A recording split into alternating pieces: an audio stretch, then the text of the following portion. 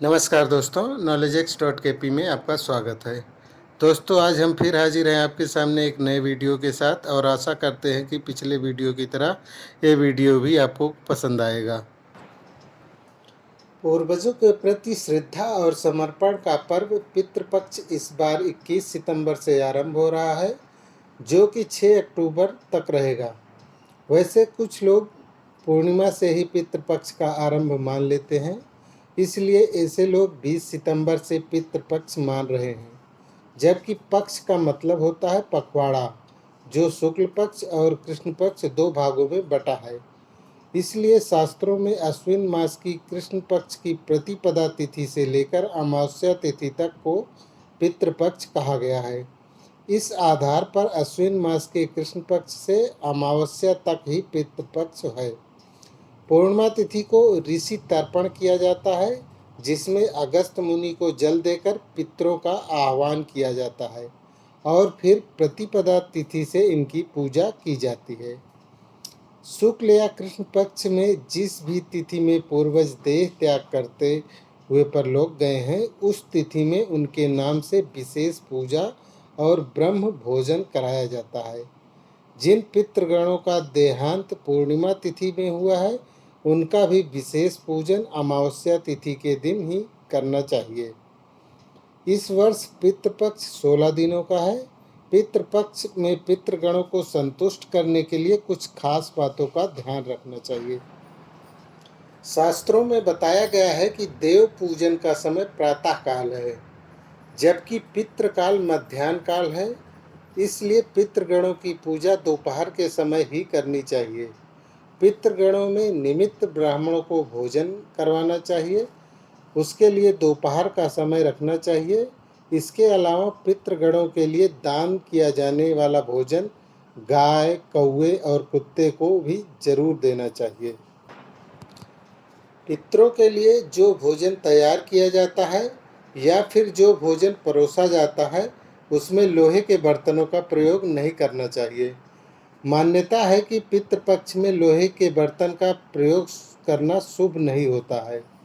इस कार्य के लिए पीतल के बर्तनों का प्रयोग करना चाहिए, क्योंकि इसे पवित्र और शुभ माना जाता है। इससे आपके पितृगण संतुष्ट होते हैं और आपको समृद्धि का आशीर्वाद देकर जाते हैं।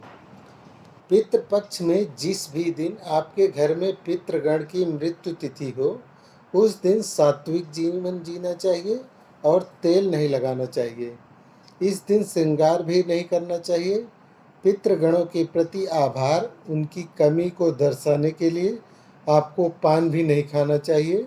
पितृपक्ष में हो सके तो दाढ़ी और बाल नहीं कटवाने चाहिए। पितृपक्ष के दौरान इत्र और सौंदर्यवर्धक साधनों का प्रयोग भी नहीं करना चाहिए। इसकी वजह यह भी है कि तंत्र शास्त्र में अश्विन मास के दोनों पक्षों को साधना के लिए उत्तम कहा गया है। शास्त्रों के अनुसार पितृपक्ष का समय अपनी आत्मा की आवाज़ को सुनकर पितृगणों को याद करने का समय होता है। इसलिए इस वक्त कोई भी ऐसा शुभ कार्य करना सही नहीं माना जाता जो पितृगणों को याद करने की क्रिया में किसी प्रकार की बाधा डाले या आपका ध्यान भटकाए।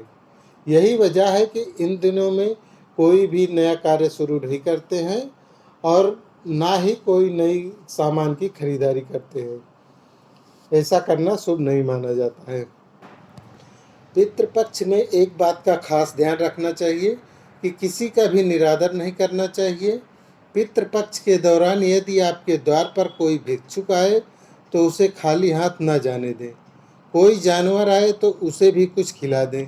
इसके साथ ही यदि आपसे कोई मदद मांगे तो जहाँ तक संभव हो आप उसकी मदद जरूर करनी चाहिए।